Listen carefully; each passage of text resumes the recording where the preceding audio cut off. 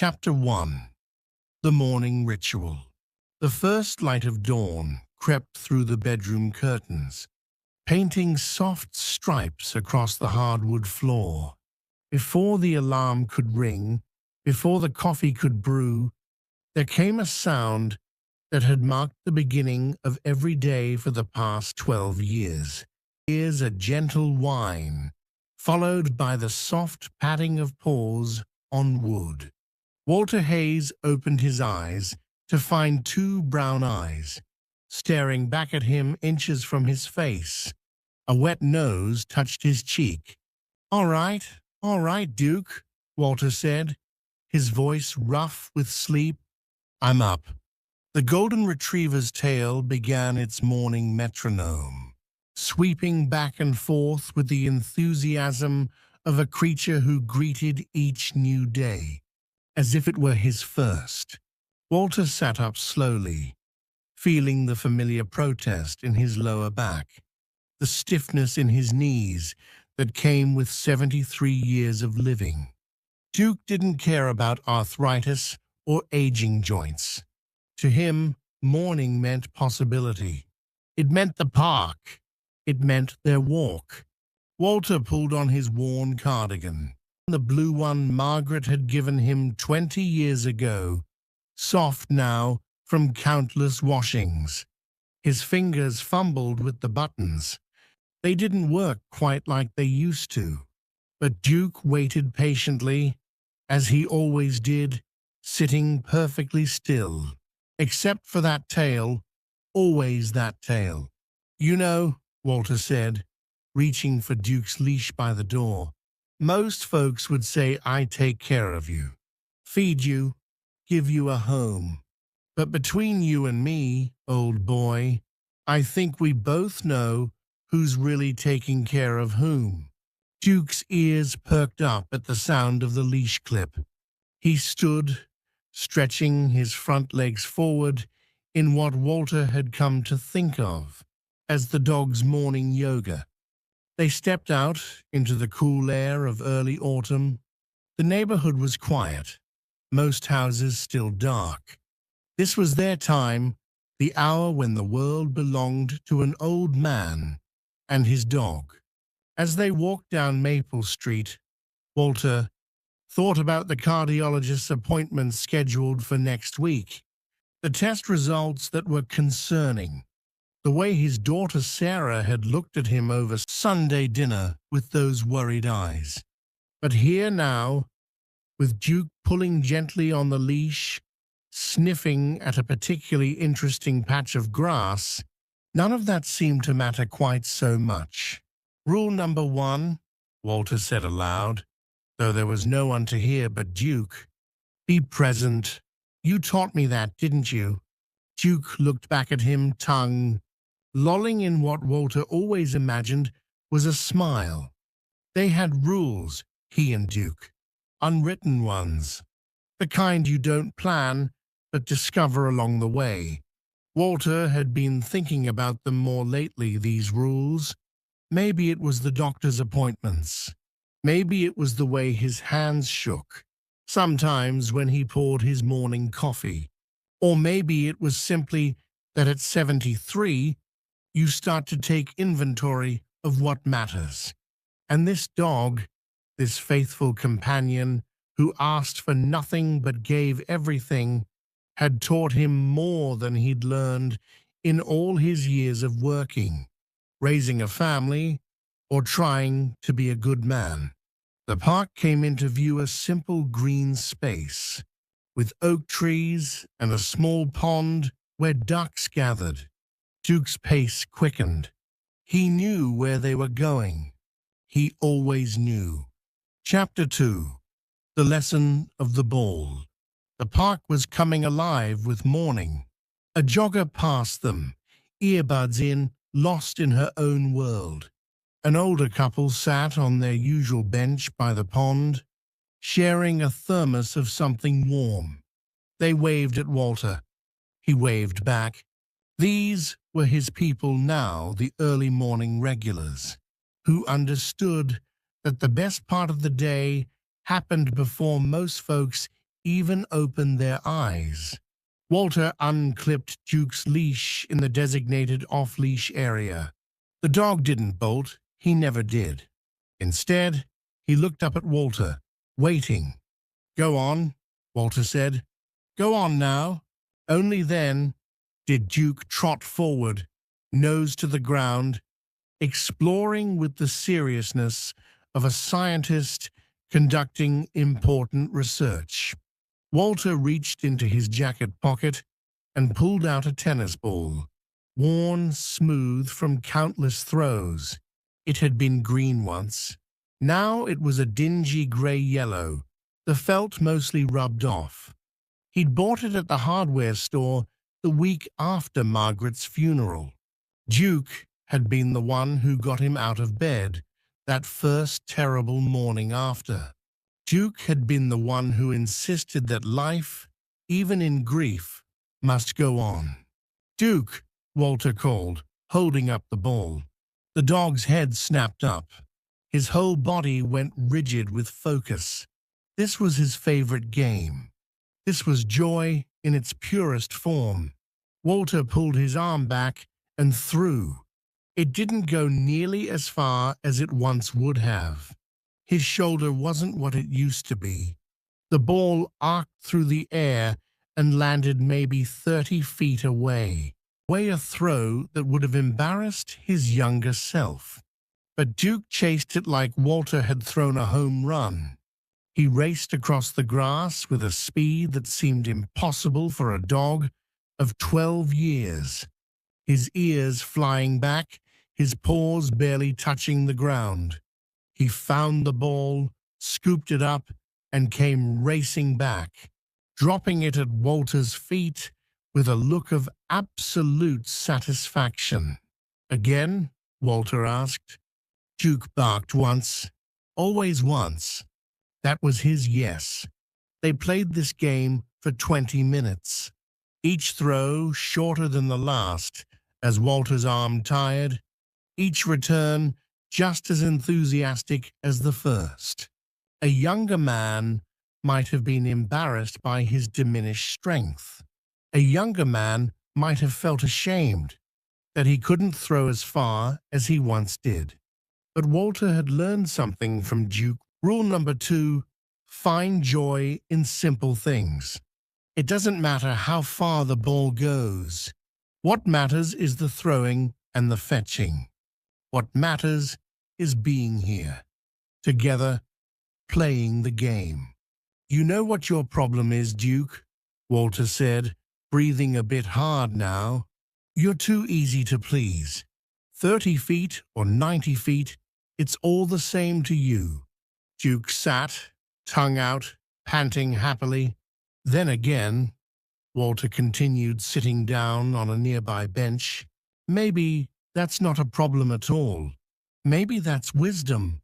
He thought about all the years he'd spent chasing promotions at the insurance company, working late nights, missing recitals and ball games because he was convinced that success meant bigger and better, more money, a larger house, a fancier car.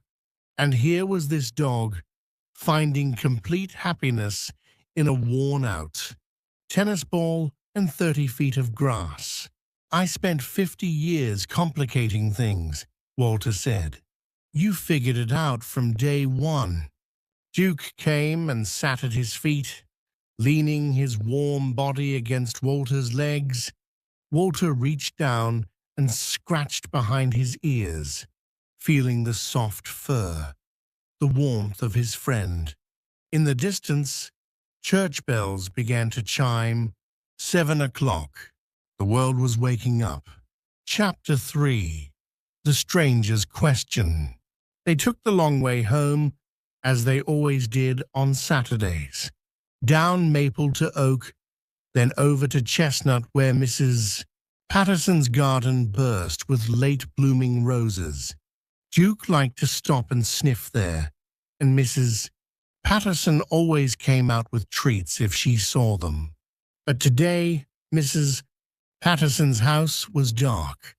Walter remembered she'd gone to visit her son in Phoenix.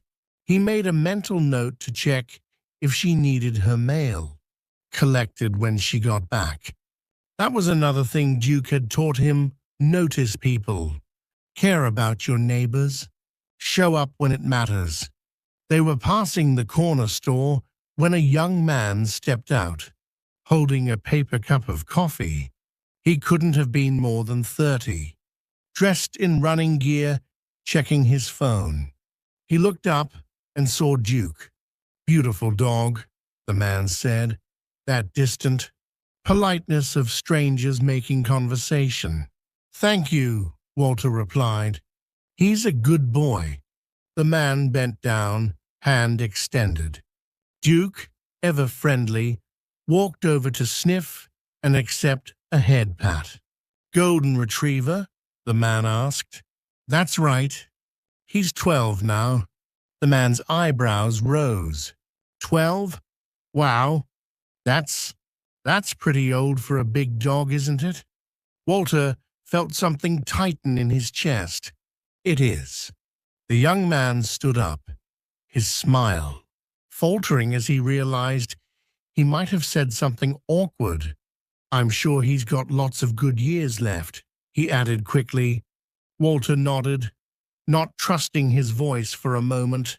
The man wished them a good day and jogged off, already back to his phone, already on to the next thing. Walter stood there on the sidewalk, looking down at Duke, who looked back up at him with those trusting brown eyes.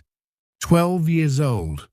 The vet had said it during the last checkup. "Duke's in good shape for his age, Walter, but we need to be realistic. Large dogs, they usually—" She hadn't finished the sentence. She hadn't needed to. Walter had known Duke wouldn't be around forever. Of course he'd known, but knowing something in theory and facing it in practice were two very different things. "Come on, boy," Walter said quietly. They continued walking, but Walter's steps felt heavier now. He'd lost Margaret 5 years ago. Cancer, quick and cruel. They'd had 47 good years together, and then one day she was gone, and the house was too quiet, and the bed was too big, and Walter had wondered, seriously wondered, what the point of getting up in the morning was. Then there was Duke, nose pressed against his hand, leash in mouth, insisting that the world continued, that life demanded to be lived. Walter had resented him at first, if he was honest. How dare this animal demand walks and meals and attention when Margaret was gone? How dare he wag his tail when everything was broken? But Duke had been relentless, and slowly, step by step, walk by walk, Walter had returned to the world of the living. Now, the thought of losing Duke too. "No," Walter said aloud, stopping on the sidewalk. Duke stopped too, looking up at him with concern. "No, we're not doing this." Rule number 3, he thought. The rule he'd been trying to avoid: don't waste time worrying about tomorrow. Be here today. Duke had never once worried about tomorrow. He lived every single day as if it were a gift, because to him it was. "You're right," Walter said, scratching Duke's ears. "You're absolutely right, old friend. We've got today. That's what matters." They walked on, and Walter found himself standing a little straighter, breathing a little deeper. Chapter 4. The Photograph. Back home, Walter made his breakfast: 2 scrambled eggs, wheat toast, a cup of black coffee. Duke ate his kibble with his usual enthusiasm, as if it were the finest cuisine ever prepared. After washing up, Walter found himself in the living room, looking at the photographs arranged on the mantelpiece. There was Margaret on their wedding day, impossibly young and beautiful. There were the kids Sarah and Michael at various stages of growing up. Birthdays, graduations, family vacations to places he could barely afford, but had insisted on, because memories mattered more than money in the bank. And there, in a simple wooden frame, was Duke. It wasn't a professional photo. Walter had taken it himself 3 years ago, on a day much like this one. They'd been at the park, and Duke had been sitting in a patch of sunlight, and something about the way the light caught his golden fur had made Walter pull out his phone and snap a picture. In the photo, Duke looked directly at the camera, with an expression that Walter could only describe as contentment. Not excitement, not eagerness, just pure, simple contentment with exactly where he was and who he was with. Walter picked up the frame, holding it carefully. "Your daughter called yesterday," a voice said. Walter turned to see his neighbor, Tom Chen, standing at the screen door. Tom had a key for emergencies and a standing invitation to walk in.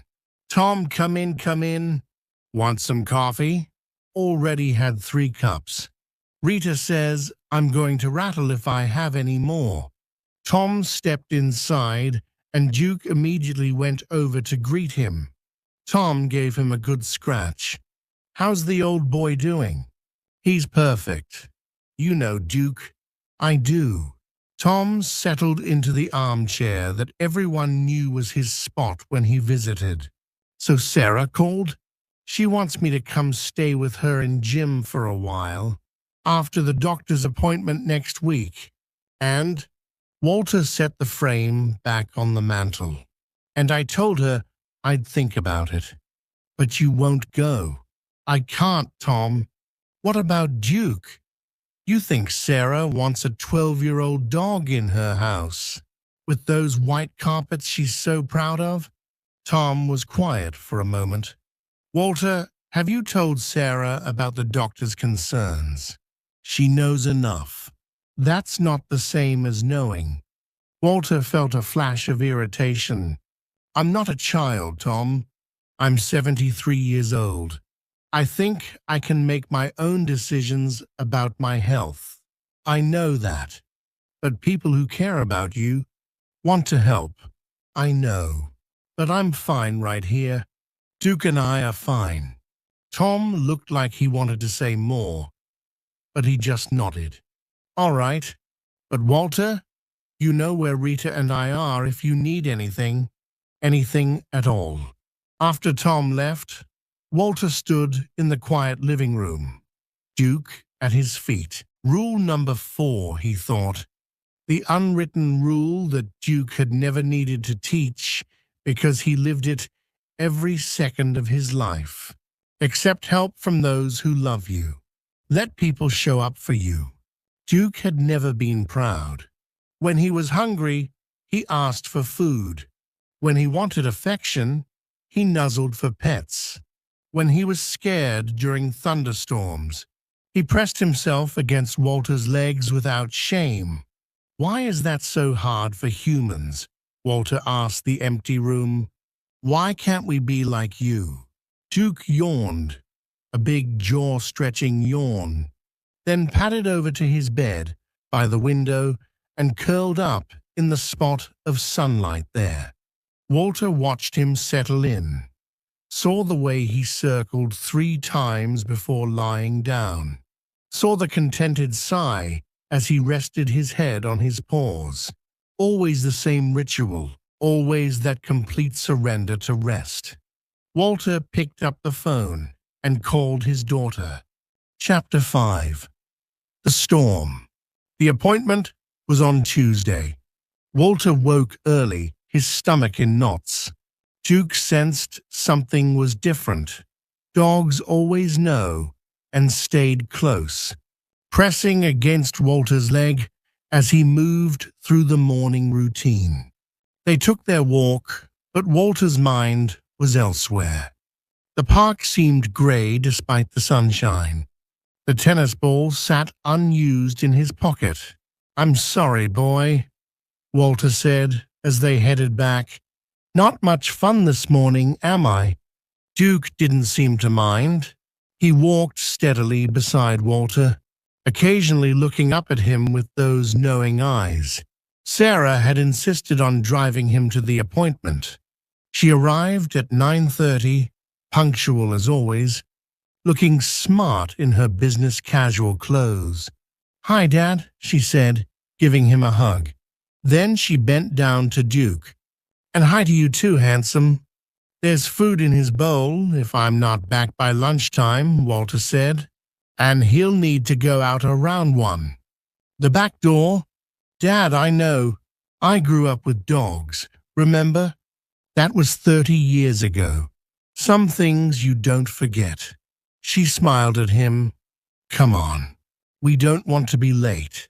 The drive to the cardiologist's office was quiet. Sarah tried to make conversation. How was Mrs. Patterson? Had he heard from Michael? Did he see that article in the paper about the new community center? Walter answered in monosyllables, watching the familiar streets pass by. At the office, they sat in the waiting room among other anxious-looking people. Walter filled out forms. Sarah pretended to read a magazine. "Sarah," Walter said finally. "Yes, Dad? Thank you for coming with me." She looked up, and her eyes were bright. "Where else would I be?" The doctor's appointment went as these things do. Tests, questions, the cold stethoscope against his chest. The doctor, a kind woman named Dr. Sharma, whom Walter had seen twice before, reviewed his test results. "Mr. Hayes, I'm going to be direct with you," she said. "Your heart function has declined since your last visit. Not dramatically, but enough that we need to take it seriously." The words washed over him. Medication changes, lifestyle adjustments, monitoring, more appointments. "How long?" Walter asked. Dr. Sharma looked at him steadily. "That's not a question I can answer with any certainty. Could be years, could be less. But what I can tell you is that the quality of your life right now, that's something we can definitely work on." In the car afterward, Sarah was silent until they were nearly home. "Dad, Jim, and I have the extra bedroom. You know that, right? You could stay with us. We'd make sure you got to all your appointments and Duke?" She hesitated. "We could figure something out." "Sarah, honey, Duke isn't a problem to be figured out. He's my family, just like you are. I know that. I worry about you being alone." Walter looked out the window at his neighborhood, his street, his house coming into view. "I'm not alone," he said quietly. When they got home, Duke was waiting at the door, tail wagging. He greeted Walter like he'd been gone for years rather than hours. Sarah stayed for dinner, take-out Chinese, eaten at the kitchen table, where she'd done her homework as a girl. "Mom would have hated this," Sarah said, holding up a container of lo mein. "Your mother," Walter said with a smile, "would have insisted we use proper plates and then eaten straight from the containers anyway, when she thought I wasn't looking." They laughed together, and for a moment it felt like the weight had lifted. After Sarah left, Walter sat in his armchair, Duke at his feet. The TV was on but muted. Outside, the first drops of rain began to fall. Thunder rumbled in the distance. Duke lifted his head, ears back. "It's okay, boy," Walter said. Just a storm. It'll pass. But as the thunder grew louder, Duke began to shake. He stood and pressed himself against Walter's legs, whining softly. This was one of Duke's few fierce thunderstorms. Walter had never understood why. Perhaps something from before they'd met. Some trauma in his first months of life that Walter knew nothing about. Come here, Walter said, patting the armchair beside him. Duke jumped up, something he rarely did anymore, and pressed his body against Walter's side. Walter wrapped his arm around the dog, feeling him tremble with each boom of thunder. I've got you, Walter murmured. I'm right here. I'm not going anywhere. And there it was, rule number 5. Always show up for those you love, especially when they're afraid. Duke had shown up for Walter in his darkest moments, had sat with him through countless nights of grief, had refused to let him disappear into his sorrow. The least Walter could do was return the favor. They sat together as the storm raged outside, man and dog, each being the other's shelter. Chapter 6. The Decision. The storm passed, as storms do. By morning, the world was washed clean, the air fresh with the smell of rain and earth. Walter woke to find Duke already sitting beside the bed, watching him. You know what day it is, don't you? Walter said. Duke's tail began to wag. Saturday, Park Day, the best day of the week. Walter dressed slowly, carefully. His chest felt tight this morning, but he took his new medication and the feeling eased. They walked to the park in the cool morning air. The grass was still wet, droplets of water catching the early sunlight like diamonds. At the park, Walter saw Tom and Rita doing their morning Tai Chi by the pond. The jogger passed by. Mrs. Patterson was back, walking her ancient poodle. Walter unclipped Duke's leash and pulled out the tennis ball. Ready? He called. Duke dropped into a play bow, tail wagging furiously. Walter threw the ball. It sailed through the air, maybe 40 feet this time. His arm felt stronger today. Duke raced after it with the joy of a puppy, and Walter found himself laughing. They played for a while, until Walter needed to rest. He sat on their usual bench, and Duke came and sat beside him, panting happily. I've been thinking, Walter said aloud. The doctor says I need to make some changes. Sarah says I should come stay with them. Everyone's got opinions about what I should do. Duke looked up at him, head tilted. But here's what I know. I know that I'm 73 years old. I know that my heart isn't what it used to be. And I know that neither of us is getting any younger. The dog's tail did a tentative wag, as if uncertain where this was going. But I also know that right here, right now, on this bench, in this park, on this beautiful morning after the rain, I am exactly where I want to be, with exactly who I want to be with. Walter reached out and stroked Duke's head, feeling the soft fur, the solid warmth of him. You've taught me something, Duke. You've taught me that life isn't about how many years you have.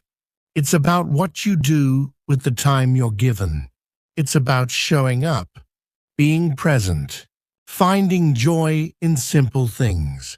He thought about rule number 6. Perhaps the most important one, every moment is precious. Don't waste them wishing they were different. Duke had never wished to be younger. He'd never mourned his lost speed or his graying muzzle. He simply was who he was, in each moment, completely and without regret. So here's what I'm going to do, Walter continued. I'm going to take the medication Dr. Sharma prescribed. I'm going to let Sarah help me because you've taught me that accepting love isn't weakness. And I'm going to be right here with you for as long as we both have. Duke leaned against him, solid and warm and real. Deal? Walter asked. Duke barked once. Yes. Walter stood up, feeling lighter than he had in weeks. Come on, old boy. Let's go home. They walked back through the neighborhood, and Walter noticed things he'd been too worried to see before. The way the light filtered through the oak trees, the sound of children playing in a distant yard, the smell of someone baking bread. The world was full of small miracles if you knew how to look for them. If you had a dog to teach you how. Chapter 7. The Gift. Weeks passed. Walter adjusted to his new medication. He let Sarah come by twice a week to help with groceries and check on him. He even agreed to let Tom install a railing on the front steps, though he grumbled about it for show. But the walks continued every morning without fail. One Saturday, as they arrived at the park, Walter saw something. Knew a young family with a puppy. The puppy was a golden retriever, no more than 3 months old. All paws and enthusiasm and chaos. Duke stopped and watched the puppy with interest. The puppy saw Duke and came bounding over, tail wagging so hard his whole back end wiggled. Sorry, the father called out. He's still learning manners. No need to apologize, Walter said, smiling. The puppy jumped and yipped at Duke, clearly inviting him to play. Duke looked up at Walter as if asking permission. Go on, Walter said. Go ahead. Duke gave a play bow, the first one Walter had seen in months. Months, and the two dogs began to romp together. The puppy had no coordination, tripping over his own feet. Duke was patient, gentle, letting the youngster win their play fights. Your dog is wonderful with puppies, the mother said, walking over. Does he always play this nice? He's a good teacher, Walter replied. Always has been. They watched the dogs play, and Walter felt something shift inside him. Duke still had so much to give, so much life in him still. That evening, after dinner, Walter sat at the kitchen table with a pen and a notebook, the kind Margaret used to buy him every Christmas, with lined pages and a leather cover. He stared at the blank page for a long time. Then he began to write. The Unwritten Rules of a Man's Best Friend. As taught to me by Duke. Rule 1, be present. Put away your worries about tomorrow and your regrets about yesterday. This moment is the only one that's real. Rule 2, find joy in simple things. A ball, a walk, a sunny spot on the floor. Happiness doesn't have to be complicated. Rule 3, don't waste time worrying about tomorrow. Live today like it matters because it does. Rule 4, accept help from those who love you. It's not weakness, it's wisdom. Rule 5, always show up for those you love, especially when they're afraid. Your presence is the greatest gift you can give. Rule 6, every moment is precious. Don't wish them away. Don't take them for granted. Live them. He paused, pen hovering over the page. Then he added one more. Rule 7, love without keeping score. Give without expecting return. Be loyal without condition. This is how dogs love. This is how we should all love.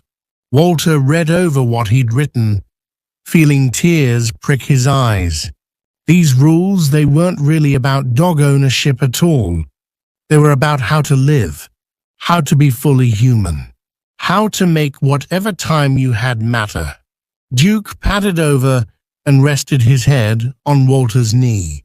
"Thank you," Walter whispered. "Thank you for teaching me." The next day, Walter printed out his list and put it in a frame. He hung it by the door, where he'd see it every time he and Duke left for their walk. And he called Sarah. "I want to have a family dinner," he said, "next Sunday. You and Jim, Michael, if he can make it down from Portland. Here at the house." "Dad, that sounds wonderful. What's the occasion?" Walter looked at Duke, sleeping peacefully in his spot by the window. "I just want my family together," he said. "That's all. While we can be." Chapter 8. The Morning Light. Sunday arrived with gentle sunshine. Walter woke early, as always, to Duke's soft whine. "Morning, old friend," he said. They took their walk through a world that seemed especially beautiful this morning. The autumn colors were at their peak, reds and golds and oranges, painting the trees in fire. At the park, they played fetch with the tennis ball. Duke ran a little slower now. Walter threw a little shorter, but the joy was exactly the same. "You know what I realized?" Walter said as they rested on their bench. "I spent most of my life thinking happiness was something you achieved, something you earned by working hard enough, being good enough, planning well enough." Duke's ears perked up, listening. "But you knew better. You knew happiness was just this: a morning walk, a tennis ball, someone to share it with. The rest is just noise." He scratched behind Duke's ears, that spot that always made the dog's back leg kick. "I'm grateful," Walter continued, "for Margaret, who taught me how to love, for Sarah and Michael, who gave me purpose, for Tom and Rita, who remind me I'm not alone, and for you, Duke. Most of all for you." Duke leaned against him, solid and warm. "You've been the best friend a man could ask for. You showed up when I needed you most. You taught me how to live again when I'd forgotten. You gave me rules to follow that actually make sense." Walter felt tears on his cheeks, but didn't wipe them away. "Whatever time we have left, whether it's years or months or days, I promise you this: I'll be present for it. I'll find joy in it. I'll show up for you the way you've shown up for me. That's my promise." Duke licked his hand, a gesture Walter had learned to interpret as "I know." They sat together as the morning brightened around them, two old friends watching the world wake up. Later that day, Sarah and Jim arrived, bringing wine and flowers. Michael made it down from Portland, looking tired but happy. They cooked together in the small kitchen, telling stories, laughing at old memories. Duke moved among them, greeting everyone, accepting pets and treats, his tail always wagging. At dinner, Walter raised his glass.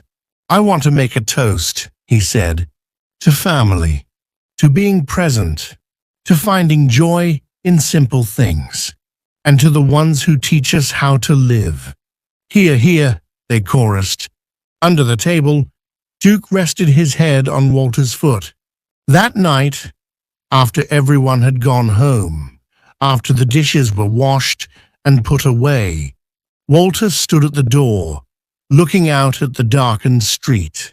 Duke came and sat beside him, looking up with those trusting brown eyes. "Ready for bed, boy?" Walter asked. Duke's tail wagged once. They walked together through the quiet house, turning off lights. In the bedroom, Duke settled into his bed on the floor beside Walter's. Walter lay in his own bed, feeling the familiar ache in his back, the tightness in his chest that was just part of life now. But he also felt something else, a deep sense of peace, of gratitude, of rightness. He thought about the rules Duke had taught him, all the unwritten ways this dog had shown him what mattered. Be present. Find joy in simple things.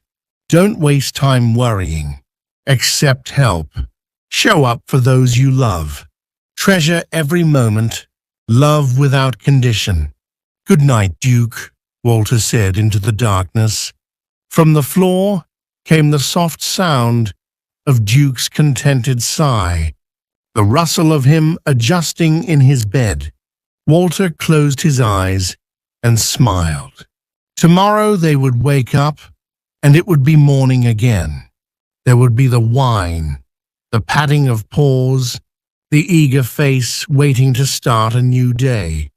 There would be the walk to the park, the tennis ball, the simple joy of being together.